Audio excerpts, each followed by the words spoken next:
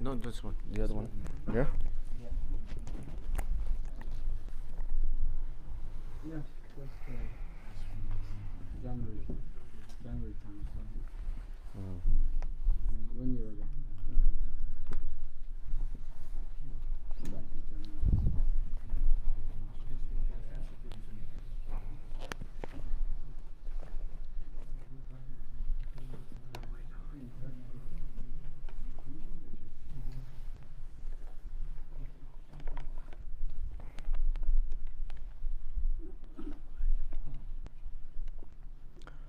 السلام عليكم ورحمة الله وبركاته.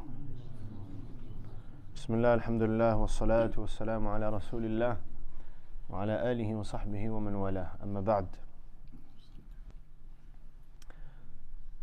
Who can remind us of our last session? What was it about? What was the topic? The heart? Very good. That was the last thing we discussed. So we delved into the state of hearts, and we mentioned that the hearts are inspired by good inspirations come from the angel, evil inspirations or incitement comes from shayateen, and the heart is caught in between. So either it receives the good inspirations of the angels, or it kind of leans towards fulfilling the incitement of the shayateen to commit sin and evil. And then right at the end we categorize the hearts into 3 different categories. The first one is the healthy and strong heart. This is the one that is always, it is open to advice, and it is inclined to the angel, or rather the inspiration of the angel. And it doesn't mean that this heart doesn't have moments of ghafla. It can still have moments of, just like a healthy person. Healthy person does not mean that they never get sick. It means that they're in a good state, and even when they do get sick, their autoimmune system is strong enough to just repel the sickness. So they'll get a headache every now and then, they'll get a flu every now and then.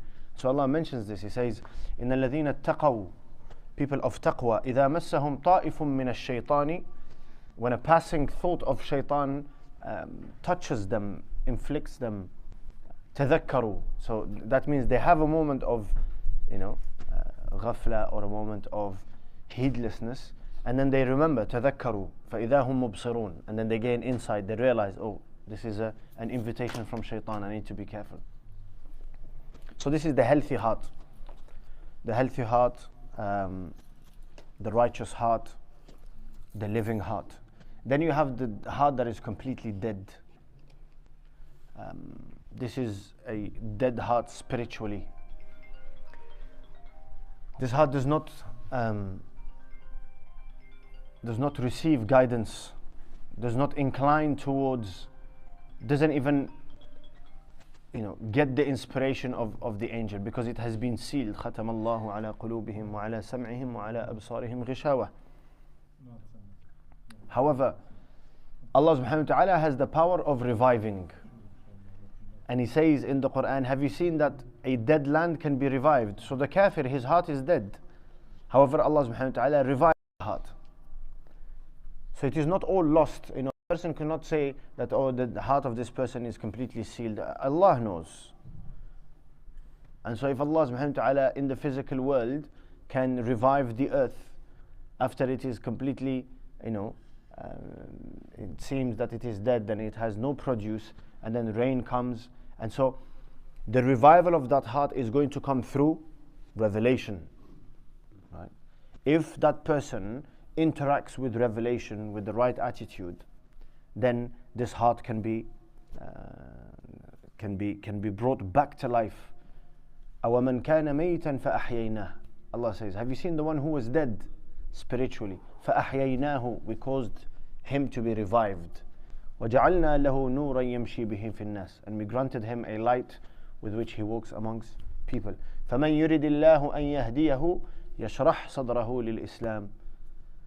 Whoever Allah subhanahu wa ta'ala wishes to guide, Allah opens his heart to Islam, his or her heart. وَمَنْ يُرِدْ أَنْ يُضِلَّهُ يَجْعَلْ صَدْرَهُ ضَيِّقًا حَرَجًا.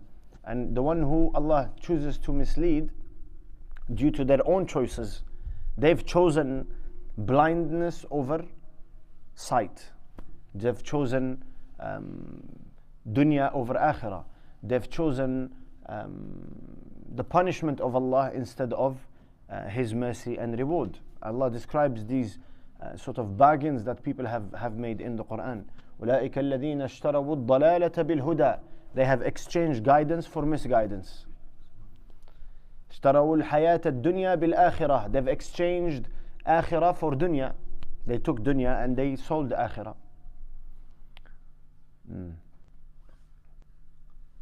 So this is the dead heart. And then you have the sick heart. It has an element of life, an element of health, an element of sickness. And so depending, I think the majority of the hearts of the believers are in this category. They are sick. And now sicknesses, just like physical illnesses and conditions, have different degrees and levels. So likewise, the sickness of the heart will have different degrees and levels. Now he moves on. The next chapter is, obviously, we cannot assess our hearts. This is why Allah subhanahu wa ta'ala says, فَلَا تُزَكُّوا أَنفُسَكُمْ. Do not claim piety. Because piety is in the heart. And Rasulullah pointed and he said, التقوى ها هنا. Nobody can say, I am muttaqi. You can say, I am Muslim. You can say, I am mu'min. But you can't say, what is your degree of iman? Can I say, I am a believer of a high level of iman? I do not know. Because that requires that you get insight into your heart. And that is, Allah has veiled the hearts. They are part of ghaib. Just like the soul is veiled, the heart, which is the essence of the soul, if you like, according to one sort of definition or interpretation, it is veiled, you can't see it. And so, what are the cues that the heart is in the right place, the heart is sick, the heart is dead? What are the cues? What are the symptoms? So you cannot see the state of heart, but you can see, because Rasulullah said, إذا صلحت صلح الجسد كله. When the heart is righteous, then the deeds that stem from the entire body are good deeds. So this is the cue. وإذا فسدت فسد الجسد كله. And when the heart is corrupted, then all of the deeds that stem from that body will be corrupt. And if the heart is in between righteousness and corruption, so what happens is, at times, good deeds stem from that body, other times. And so, how do you measure? Have a look at your moral character. Is going to define or let you know or give you a hint of an insight into what state is your heart in. Because Allah subhanahu wa ta'ala says, إِلَّا مَنْ أَتَى اللَّهَ بِقَلْبٍ سَلِيمٍ. Allah wants us to come with a heart that is purified. And so although we cannot see the heart, we have means of purifying it. And these are very sort of detailed discussions that are extremely important, that we don't have, unfortunately, because we have focused so much on the apparent aspect of the deen, that we have focused so much on the outward and we've forgotten the inward. Whereas the outward and inward have a very important relationship, right? The idea of the outward worship is for the inward to be affected. And the idea of rectifying the inward is for good actions and good deeds to stem outwardly, right? To be acted outwardly.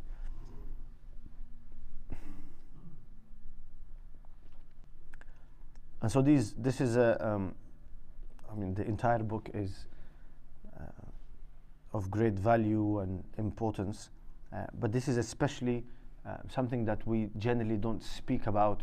You don't often hear it in the religious advice and lectures and so on and so forth.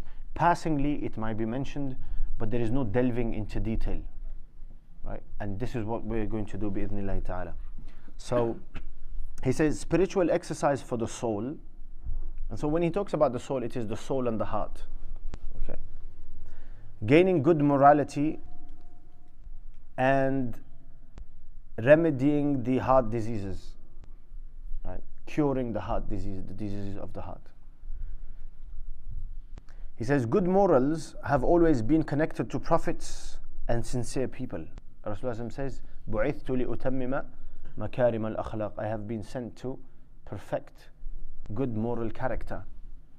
وَإِنَّكَ لَعَلَىٰ خُلُقٍ عَظِيمٍ. Allah testifies to the high standard of moral character of Rasulullah sallallahu alaihi wasallam. So good morals have always been connected to prophets and the sincere people, whereas bad morals are destructive poisons that lead those who have them to the path of shaitan.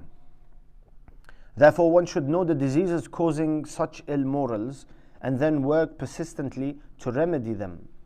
In this connection, we will highlight a number of diseases and the way to remedy them, but without indulging into detail, as these will be discussed later, Allah willing. So, good moral character and ill moral character. How would you define good moral character?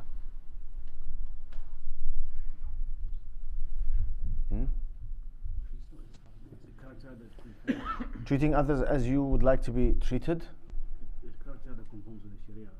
Character that conforms with Sharia. In simple words, bringing benefit. That the majority of the actions of the human being are bringing benefit, especially to others. This is good character. And refraining from harming others. This is good character. What has that got to do with the state of heart? The purpose of the worship of Allah subhanahu wa ta'ala is for the heart to be enlightened. When the heart is enlightened, now it is seeking to do good. Because by doing good, the heart understands and believes that good moral character is what? It is the weightiest thing on the Day of Judgment. Okay. So, for a person to be, let's say for example, and there is a difference between good moral character that is motivated by Iman and good moral character that is motivated by worldly means or pursuits or gains. There's a difference. And so this is where people have become a little bit confused. That when we look at, let's say for example, Western society and we see certain good traits, we say this is the qualities of Islam, right? This is good moral character that Rasulullah came to teach us. And on the outside it seems like that. But what is the motivating factor? What is causing that good character? They don't believe in Allah, they don't believe in an afterlife, they don't believe that they are going to be rewarded for the goodness of character. So why is it there? It serves a purpose, and the purpose that it serves is worldly and materialistic. This is why when the comfort and the situation changes and people are not in a state of prosperity and security, then their character will change in accordance to, because now there is nothing to gain from being generous. There's nothing to gain from smiling in each other's faces. There's nothing to gain from saying hello. I have nothing to gain. And so people will turn. Whereas the believer, regardless of the situation, they are gaining from Allah subhanahu wa ta'ala and they are hoping in akhirah. So the more difficult the situation becomes, the greater their character becomes. And so what you find is Sahaba in the time of their utmost need, for example in the Battle of Uhud, a Sahabi describes, he says that after the battle finished, I thought of a cousin of mine that was taking part in the war, and so I went looking for him and I found him, in his last moments, and he was thirsty and he's calling for water. And we know people who are dying generally feel a strong sense of thirst, so he's calling for water, and he says, I bring the water, and he hears somebody else laying next to him who's also in agony and asking for water. So he says, go to that person, he may need it more than I. And so he goes to the second, and that person when he's about to receive the water, he hears a third and he says, go to the third one. Go to my brother, he's in need. So he says, I went to the third, he passes away. I come back to the second, he has died. I come back to the first, he has also died. So the description of Sahaba is, وَيُؤْثِرُونَ, they displayed this good moral character in the most intense of situations, the most needy of situations. وَلَوْ كَانَ بِهِمْ خَصَاصَةٌ, despite their need. This can only be a result of deep faith in Allah subhanahu wa ta'ala and deep faith in Akhirah. There is nothing to gain here. Like these three individuals, they all died. They had nothing to gain in this world.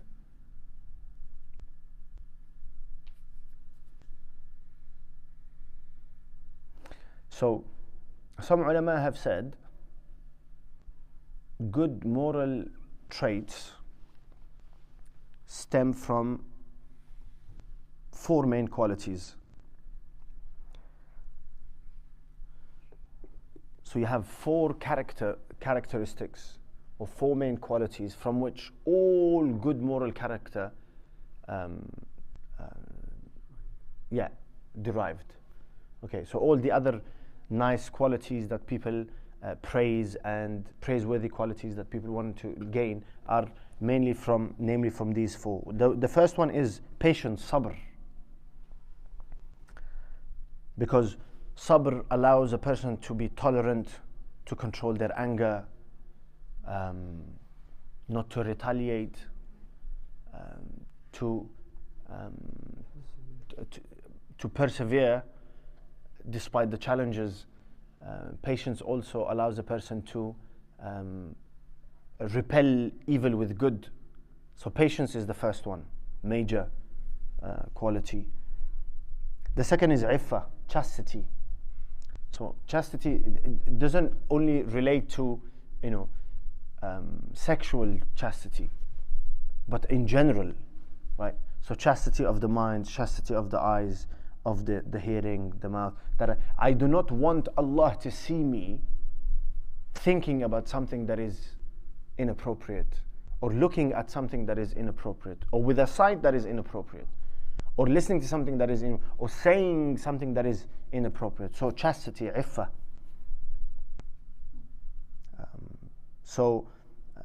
What this does, chastity, it prevents a person from indulging in foul or evil talk and actions, and it promotes modesty and humility and qualities such as these. The third is shaja'a, courage. When you look at the life of Sahaba radiallahu anhum ajma'in, one common quality among Sahaba is courage. Courage is not only a physical sort of strength, but it's an inner spiritual strength. Why? Because now Allah is with me, and so I do not have fear to face challenges, right? So courage, and Rasulullah sallallahu alaihi wasallam described this by saying, "Laysa shadidu bis-sur'ah." The strong person is not the one who is able to physically wrestle people down. ولكن الشديد الذي يملك نفسه عند الغضب أو كما قال عليه الصلاة والسلام. The strong person and the courageous and the brave person is the one who is able to tame his feelings and emotions of the nafs at the time of anger. The fourth one is justice.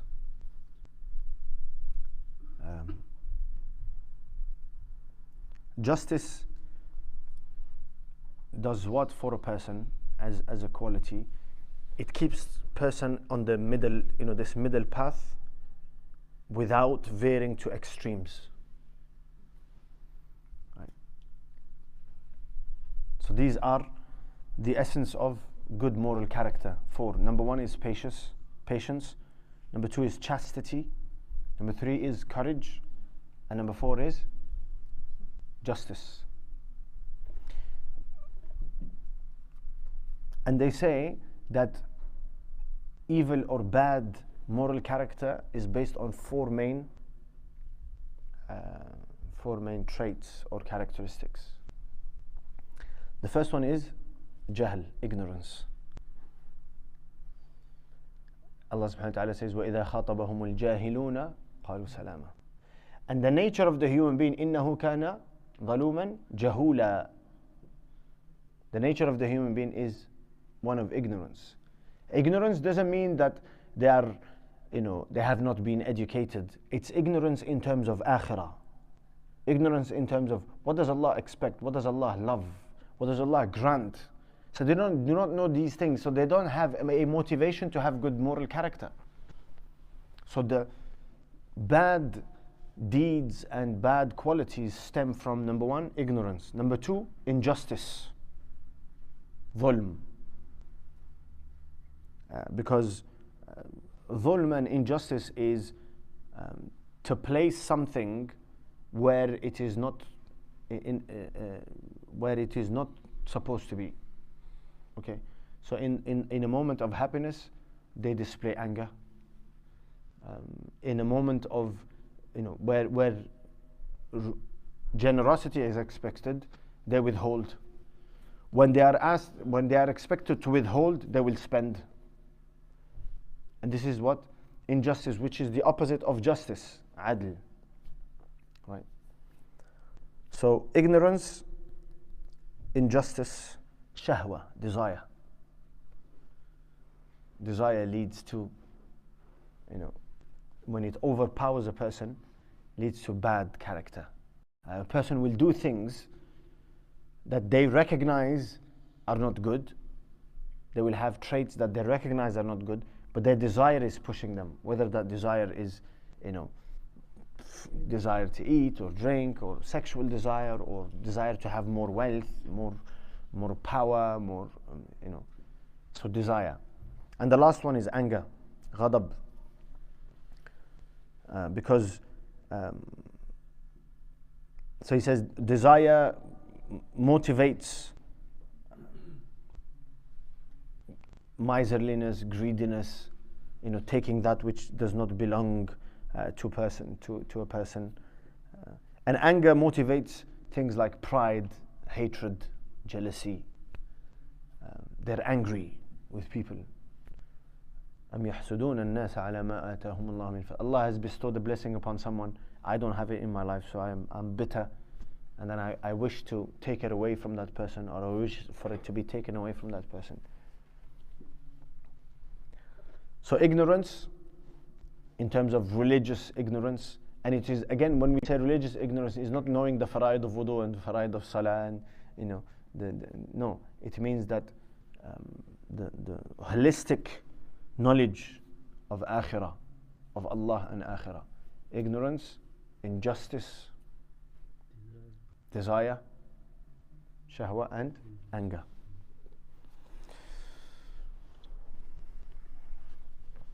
He says, Allahu Akbar.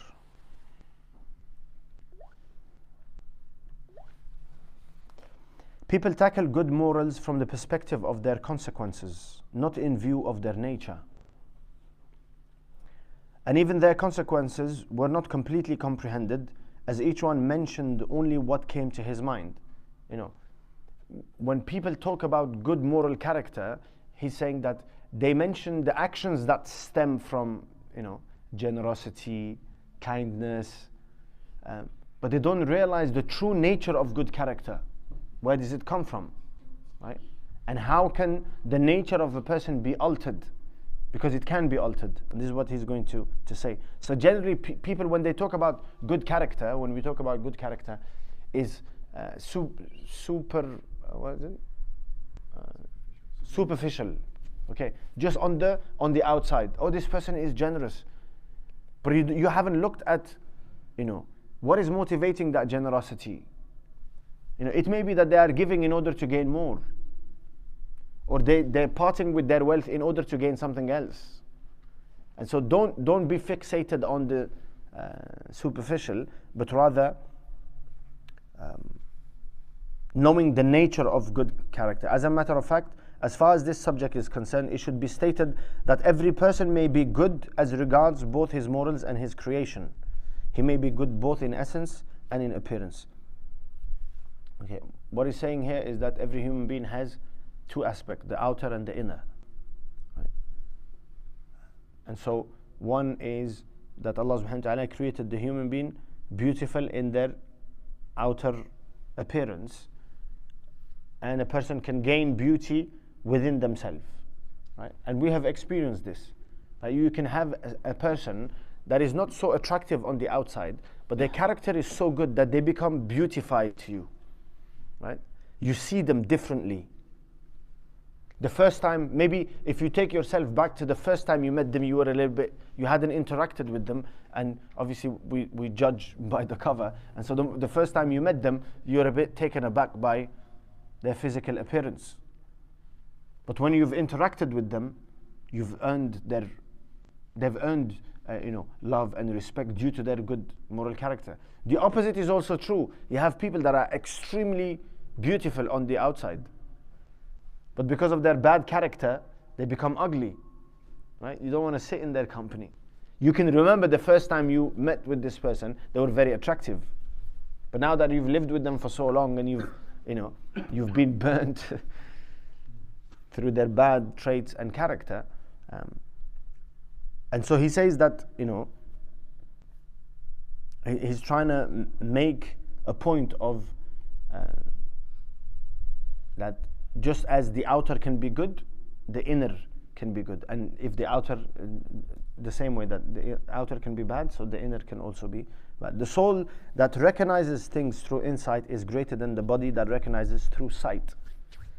Another example is that you have sight, which is what the eyes see, and insight is what the heart sees, right?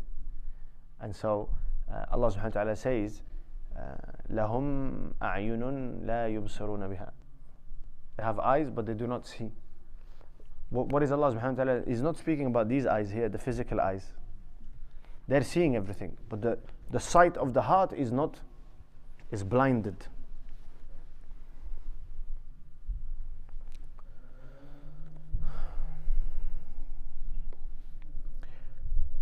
That is why Allah subhanahu wa ta'ala says, behold, when your Lord said to their angels, I am about to create man from clay, when I have fashioned him in due proportion and breathed into him of my spirit, fall down in obedience, in sujood unto him. He says, here Allah draws attention to the fact that the body is attributed to clay. The body came from what? From earth, from clay. The soul came from whom? From Allah. And the soul is attributed to him. Consequently, morals are a reflection of the soul through which actions are brought out easily without need of thinking and meditation. What is good morals? It is the state of the soul. When the soul is beautified and good-natured, then the actions, good actions, stem without any effort. Understood? Just like when the physical body is strong, then to do something is easy, right? If the physical body is weak, then the slightest thing, just taking a few steps, becomes extremely difficult. So likewise, when the soul is healthy, good-natured, then it doesn't require a great deal of meditation, thinking, planning in order to do good. Doing good becomes natural to that person. So he says, morals are a reflection of the soul through which actions are brought out easily without need of thinking and meditation. So if actions are good, they are called good morals.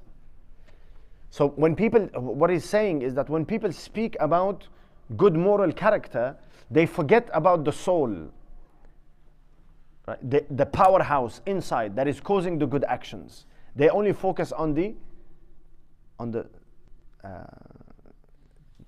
outer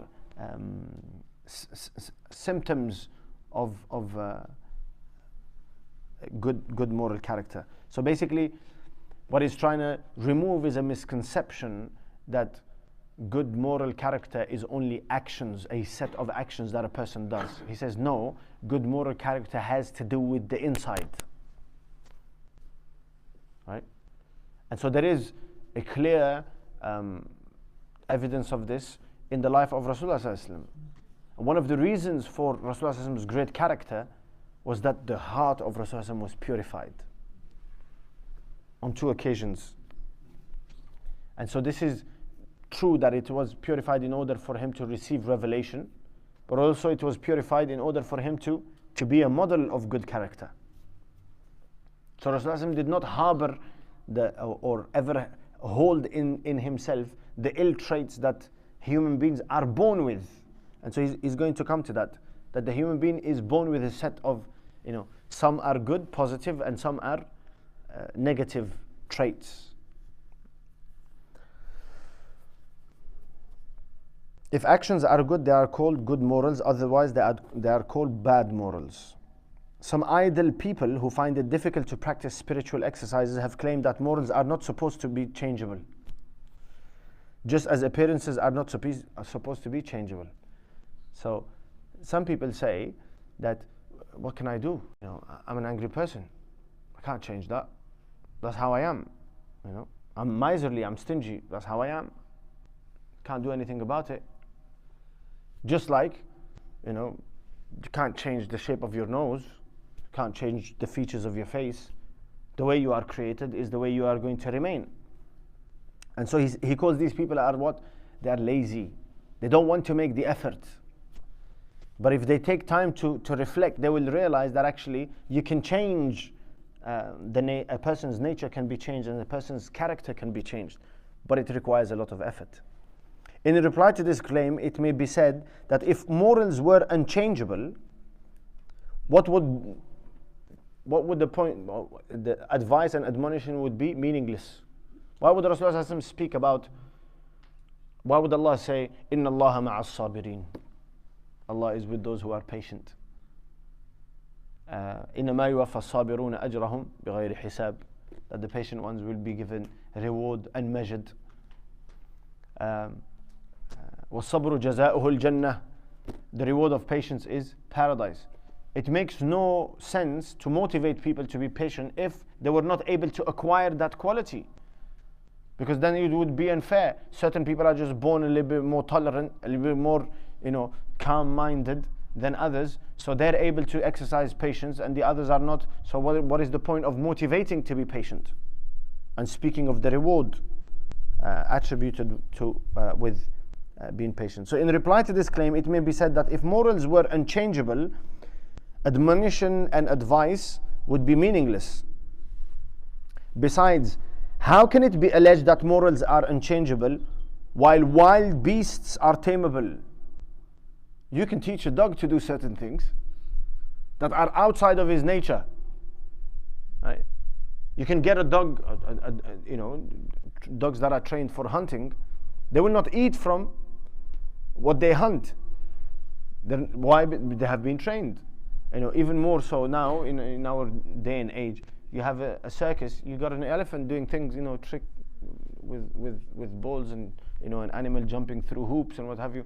And so if an animal that doesn't have a great deal of intelligence is able to be trained, how can you not train your soul to acquire certain qualities? Dogs are taught to stop eating when they are ordered to.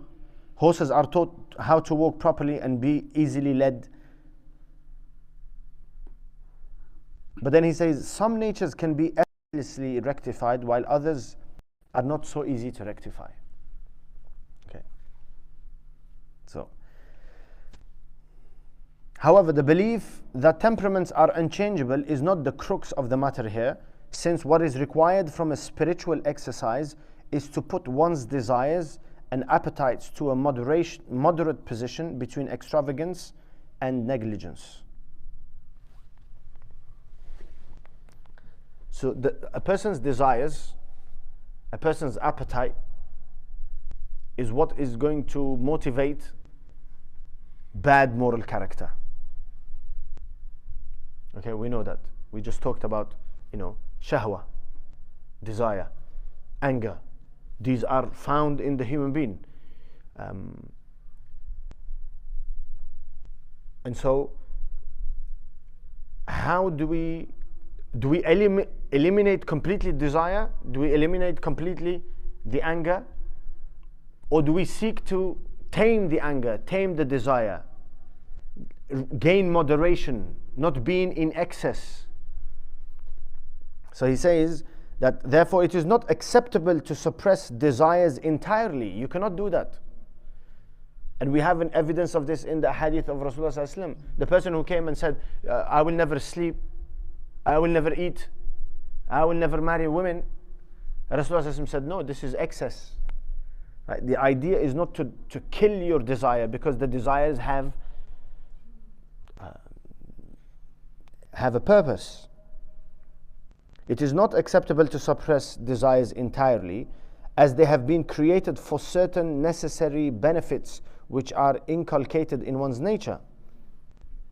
Example, if man loses the appetite of eating, he would die.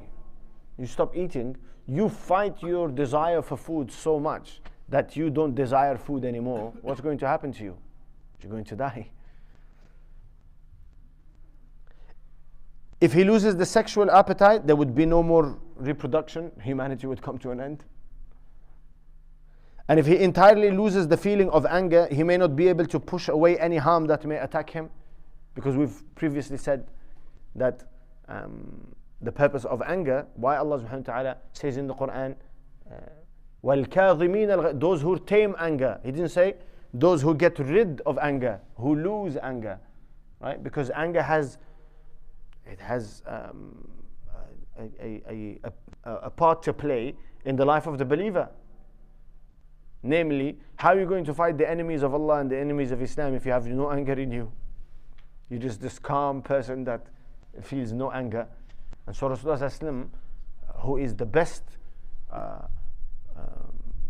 model of good moral character, when the commandments of Allah subhanahu wa ta'ala were transgressed, he would become extremely angry, and Sahaba could recognize it. For example, if he heard a statement of Jahiliyyah, or some competing between the Muhajirin and Ansar, on one occasion he came to the masjid. Basically, obviously Muhajirin and Aus and Khazraj had their issues prior to the coming of Rasulullah sallallahu alaihi wasallam, tribal conflicts and so on and so forth, and they were the main two tribes of Medina. And so Rasulullah sallallahu alaihi wasallam comes into the masjid. Shaitan instigates. So one of the Aus or the Khazraj says a few lines of poetry in the masjid about their past greatness, and then the opposite tribe says a few words, and then and they stand up and they go to their swords, and Rasulullah enters and he becomes extremely angry. Now Rasulullah is not, although he was tolerant, and when people attacked him with ignorance and bad character, he smiled, but in this occasion he did not smile. He became extremely angry. So there is use for anger, and there is use for the desire for food and water and so on. So the idea is not to destroy your desire completely, not to destroy the anger completely, but rather moderation is required.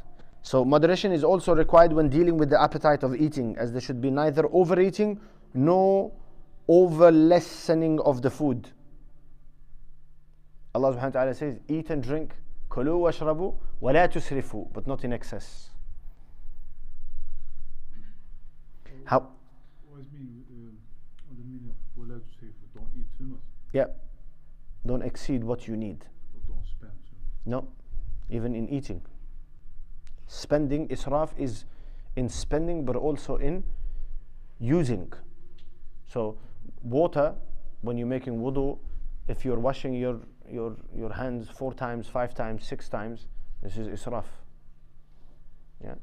So asrafa is to cross the limit, the moderation. Okay. But we know israf as excess spending, meaning to use more than what you need, even in terms of food. So once you have filled your stomach, you are no longer hungry. Now to eat more, this is israf. Right?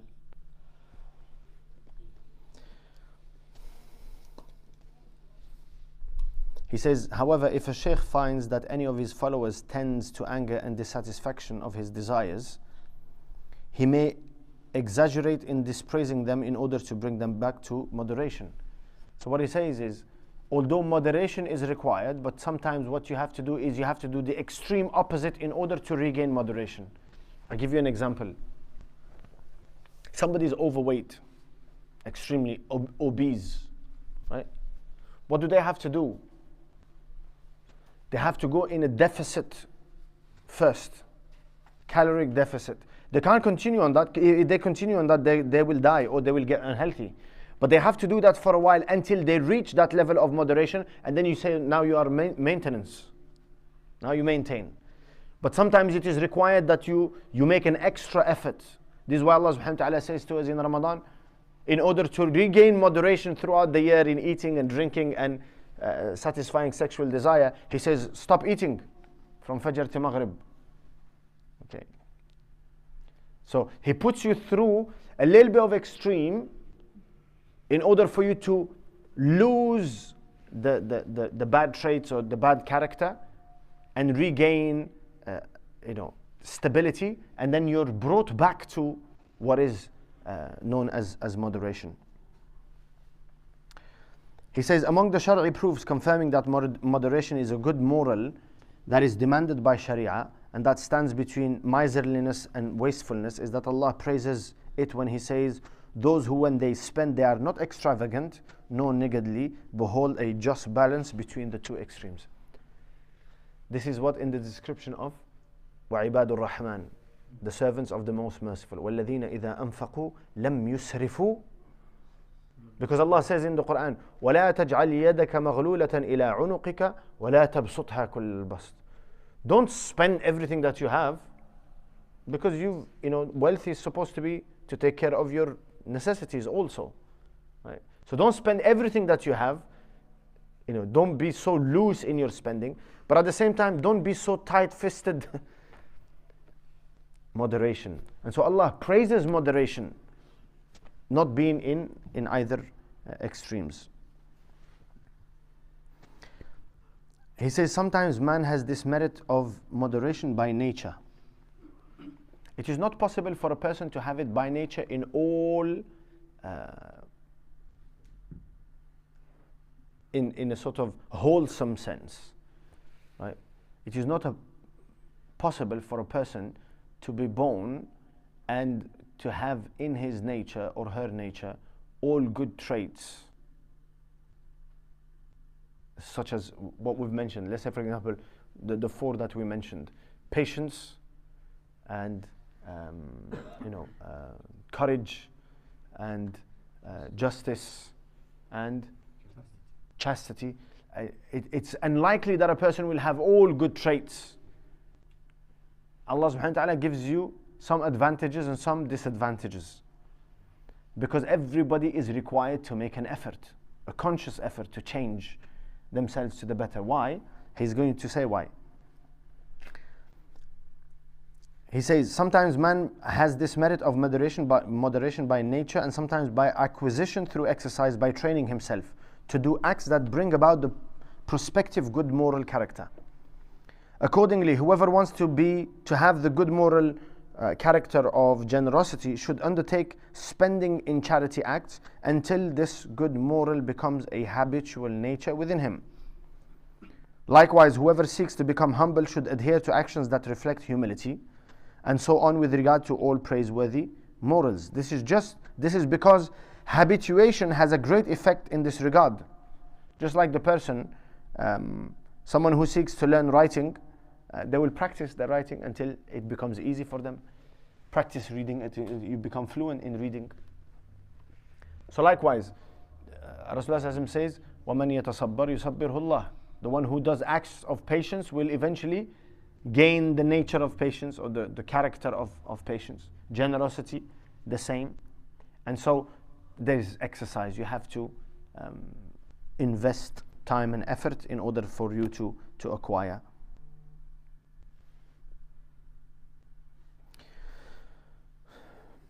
He says this is to be perfectly achieved through repetition and persistence, and it should not be expected that it may be realized in 2 or 3 days. It won't be realized in 2 or 3 days. This is why Rasulullah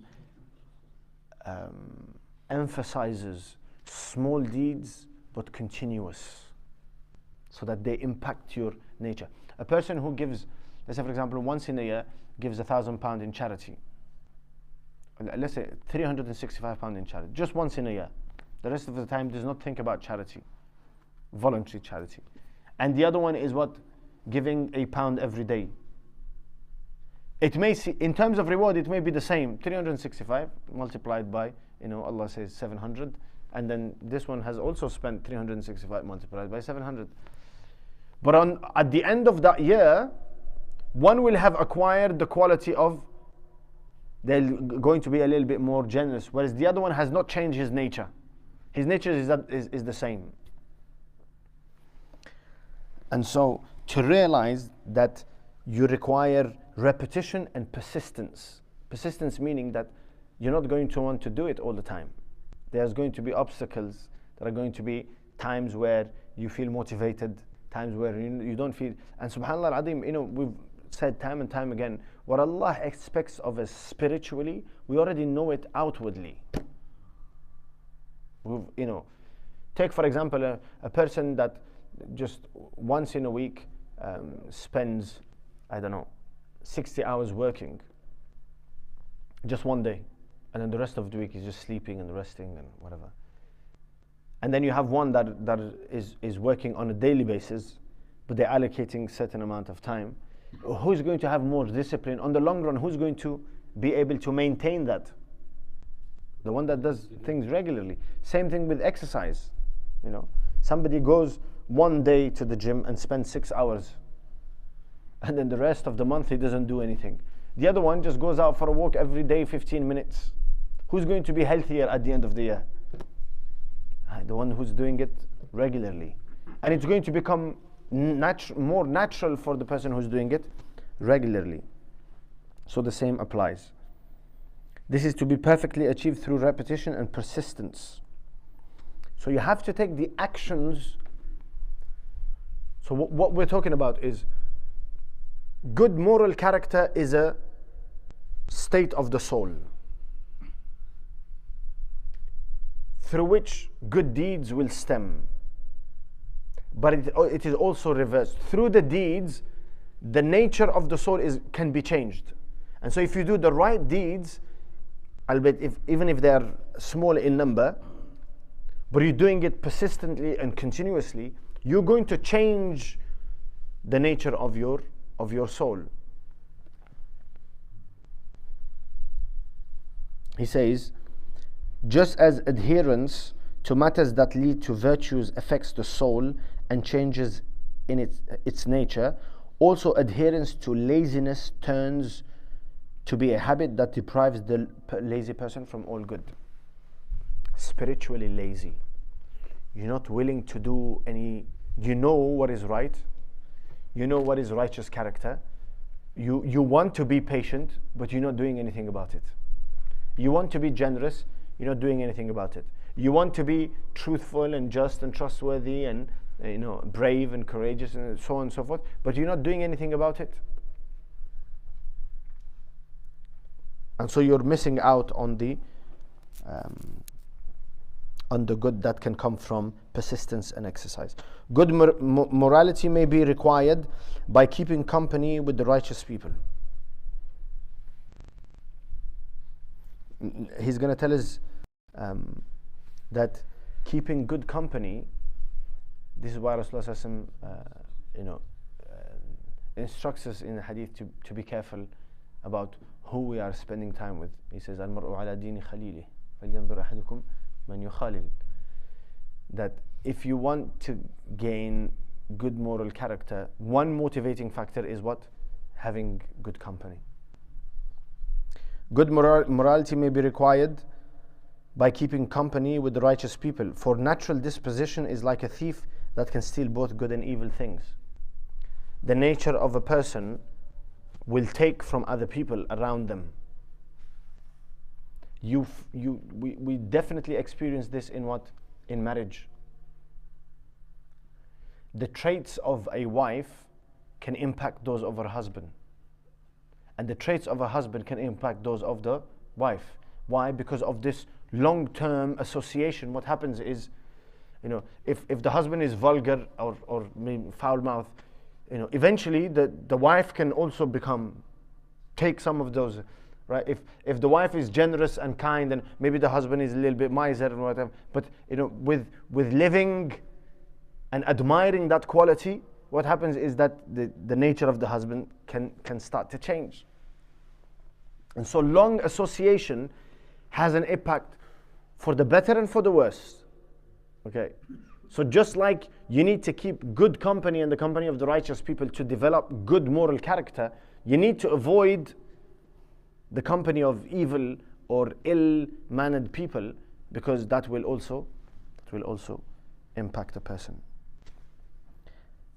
He says that this may be supported by the Prophet ﷺ saying, man is affected by the morals of his friends, so let each one of you find out whom he should take as a friend.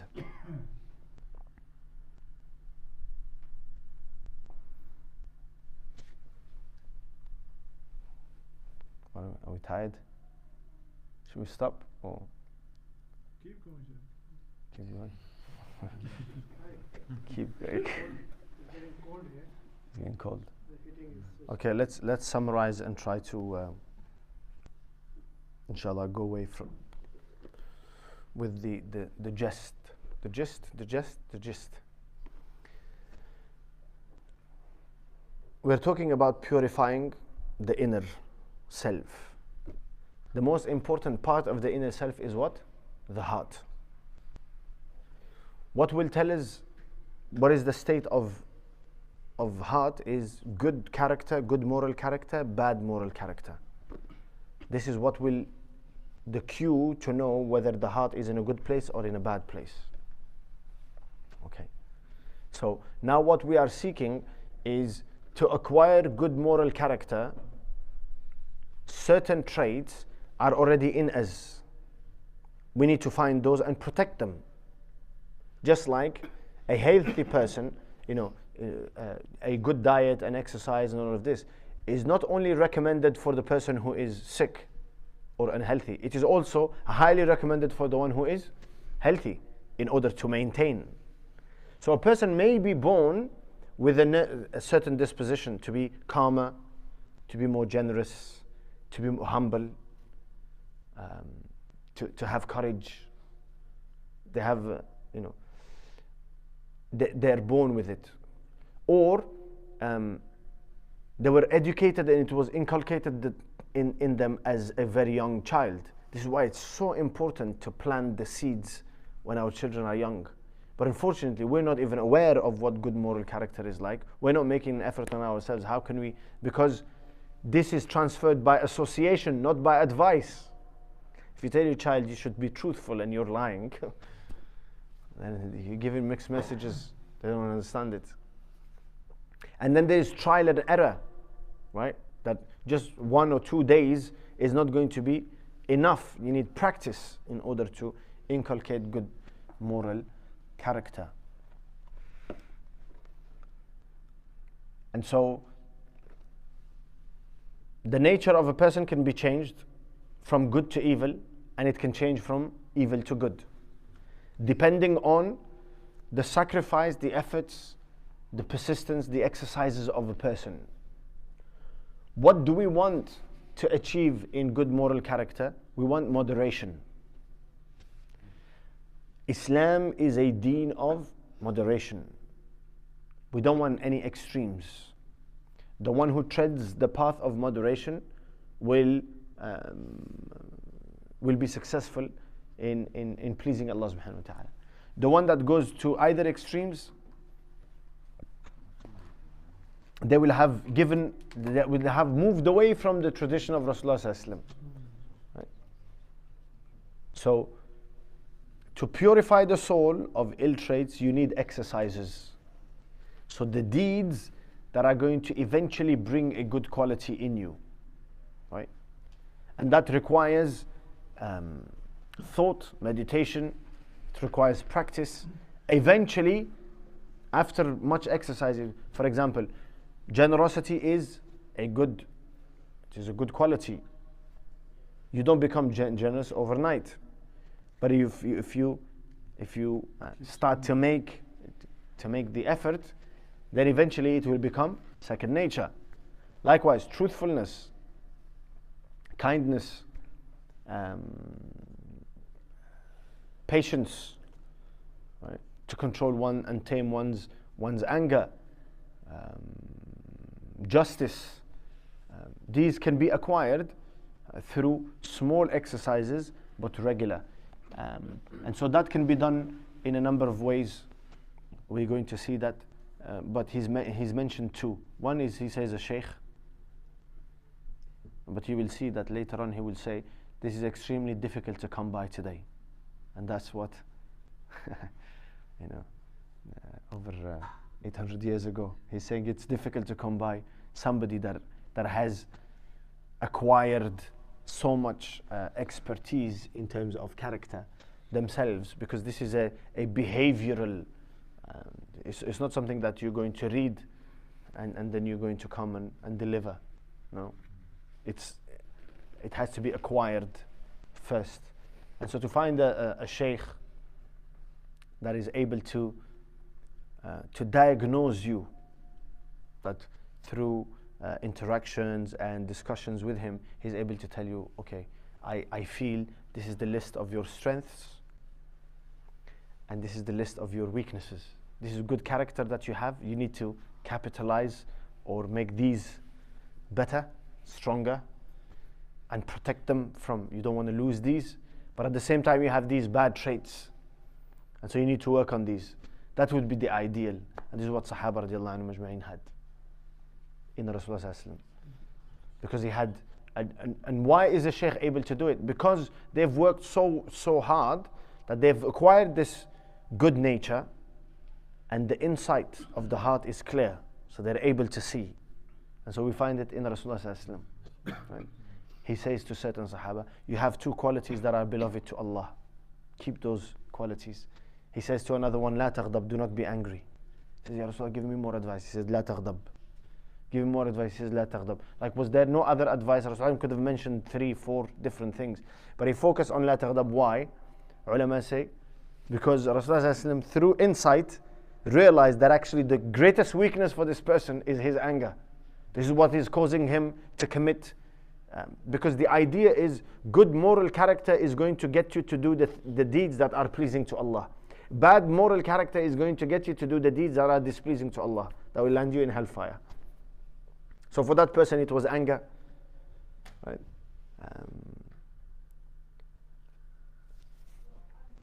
And so he says one way is the sheikh. Sorry to interrupt you, I'll take comments. The second way is what? Good company. You don't have to actually just go to somebody who's going to scan you and, diagnose you and give you a full detailed, diagnosis. Just keep in good company. Why? Because natures rub off on each other. So if you are in the company of righteous people who have good moral character, then you are most likely going to adopt some of those qualities. If you don't adopt the qualities, at least you're going to become aware. And look at these people, mashallah, they're so calm, so generous, so kind, so merciful, truthful, trustworthy. And so we'll start by you gaining awareness and admiration for it, and then eventually it will have an impact. And he's going to mention more ways, because even good company it's not very easy to come by now, right, in this day and age. Not because people are bad, it's mainly because of ignorance. People don't know what good is. If you ask anybody, what does it mean to have good moral character? Like he said, they will mention certain actions, to spend in the way of Allah, but they can't define it. So if you can't define something, it's very unlikely that you understand it. It's not impossible, but it's unlikely. So,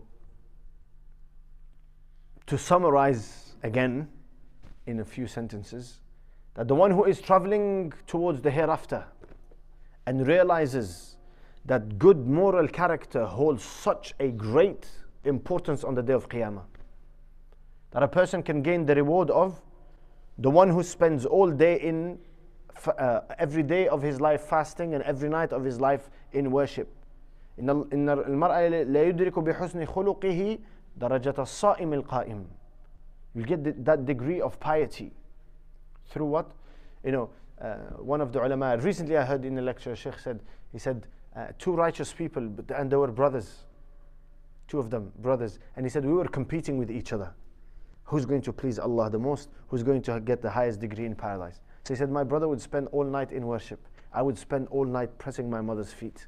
And I did not care for his worship. I viewed that this is more important. I will gain more reward through this. So the wayfarer, the one who knows that he's traveling to Allah and his deeds are going to be judged and weighed, he's looking for good character. He knows that Salah is important, Zakah is important, fasting is important, but he realizes that all those are for this, to acquire a good nature, a purified soul from bad traits, from hatred and pride and ignorance and injustice and so on and so forth. That is the purpose of the worship. But what's happened to us is that we've taken worship to just be a set of rituals. We don't care about the rest, the outcome. We just pray, okay? He's lying to people. He's been praying all his life. He's still lying to people, still deceiving. He's been paying zakat all his life, but he's still miserly. He pays his zakat, alhamdulillah.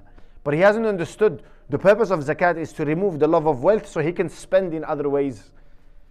But that he hasn't acquired any of that. He's giving zakat, but the love of wealth is still in his heart. Is there something wrong? Yes, there is something wrong. He hasn't understood the purpose of the worship. The rituals is actually to acquire good character. And good character is a sign of Iman in Allah and the last day. This is why Rasulullah says, when he says, the one who believes in Allah and the last day, then what? He didn't say, is the one who prays Dhuhr Salah. He didn't say, is the one who fasts the month of Ramadan. He says, the one the one who believes in Allah and the last day, say what is good or remain silent. This is what? Dealing with people. فَلْيُكْرِمْ ضَيْفَهُ, let him honor his guest. Dealing with people. فَلْيَصِلْ رَحِمَهُ, maintain the ties of kinship. Good moral character. فَلَا يُؤْذِي جَارَهُ, not harm his neighbor. Good moral character.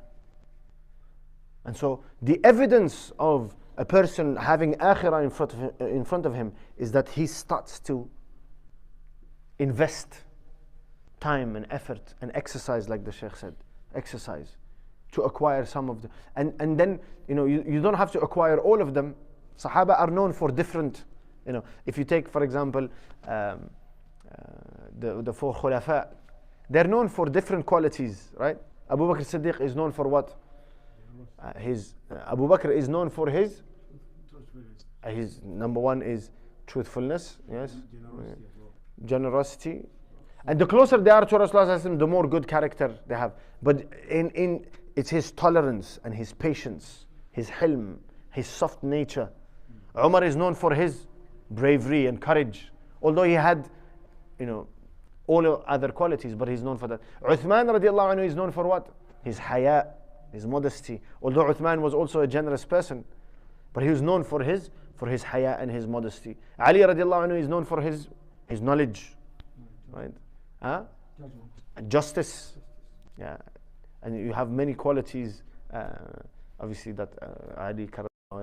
So you will always excel in one or two, and then the others, they're just maintenance level. That's what you want. You want to excel in one or two qualities because they come easy, they're close to your heart, they come second nature. So let me capitalize on that. And then the others, I need to raise them to maintenance or above. And the bad traits, you're going to have some that come nature. Those are the ones that you need to focus on, right? There's some that will only appear every now and then. You need to deal with them, but they're not so important. But the ones that, if I'm proud because it comes in my nature, I'm in a position of authority, so I have pride, right? You can't imagine that a person in a position of authority is naturally just humble. The most likeliness is that they're going to have somebody who is wealthy. They might have a little bit of attachment with all of their material things, so they have some greediness. They need to focus on that. And so target what comes easy, and Allah subhanahu wa ta'ala, the more a person progresses, Allah is going to grant insight, because then the eyes of the heart will open, and Allah Azza wa Jalla will start to point out, you've got this flow, you've got this flow, because Allah wants you to perfect yourself. And these are the verses that were recited in Surah Sabbih Isma Rabbika al-A'la wa Shamsi wa Duhaha. Allah speaks about purifying the soul. And so one is purifying the heart from shirk, associating partners with Allah, but also from sin, right? And also from bad character, because Allah is looking in the heart of a person, is judging the heart of a person. Any questions or comments?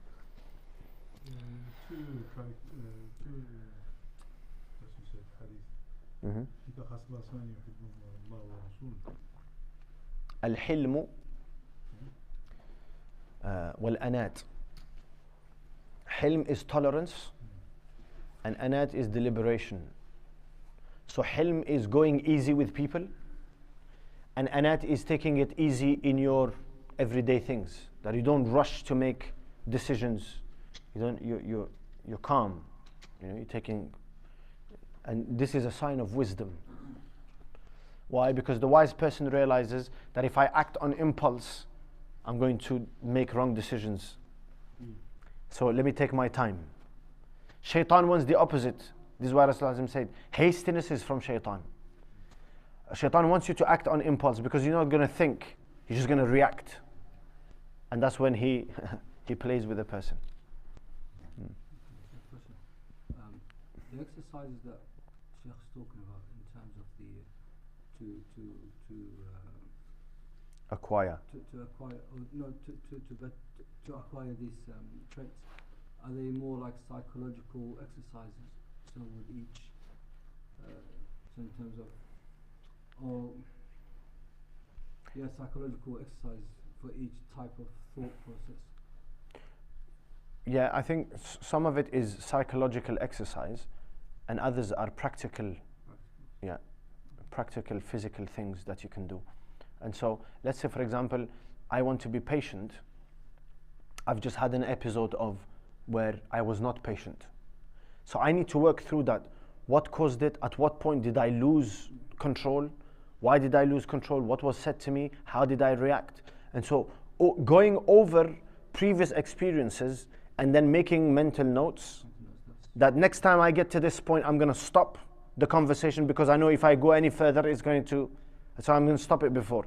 I'm going to do this, I'm going to do that, drink a glass of water, make wudu, sit down, lie down, pray some sunnah, leave the room, leave the house, whatever it takes for me to get in control of this, of my anger. Okay, so that I can be patient. And then in the moment, when the opportunity arises, to be aware, because if you're constantly thinking about your character, any situation you're going through, Allah is putting you through it in order to become better as a person. Allah doesn't care of the outcome. Allah cares of what happens to you. How do you change? And so Allah is going to put you through opportunities, different situations. Now you have to be patient. What does it mean to be patient? Control my tongue. I'm not going to say that which is displeasing to Allah. I will not say that which is hurtful. I will try to tame it, right? And so I will do that first. And then the next is that I'm going to speak the opposite. I want to say something really bad, but I'm going to say something good. I want to curse someone, but instead I'm going to give them dua. I want to say, go to hell, instead of, may Allah grant us guidance. May Allah grant you paradise. So first it's going to be like, I'm going to have to bite my tongue in order to say it, right? The first time, and then the next opportunity is going to present itself, and every test is going to be greater than the previous one, and then it will become second nature. I don't have to fight with myself to stop cursing. I don't curse anymore, right? I don't have to fight with myself to stop punching somebody. I just won't do it anymore. So it's both mental exercises, because he talks about meditation. He says meditation and exercise. So it's mentally, whenever you go through a situation, good or bad, you are aware. And so it requires so much thought about the self and self-criticism. You got to be, able to be honest with yourself. We don't have time for that because we're too busy getting on with life. This is why muhasabah is so important, that you sit for a moment, let's think about the major things that happened today. How did I deal with them? Extremely important, inshallah. We ask Allah subhanahu wa ta'ala these words to come into action and practice so that we can benefit both in this world and in the hereafter. Subhanallah wa bihamdihi, subhanakallah wa bihamdika, nashhadu an la ilaha illa anta, nastaghfiruka.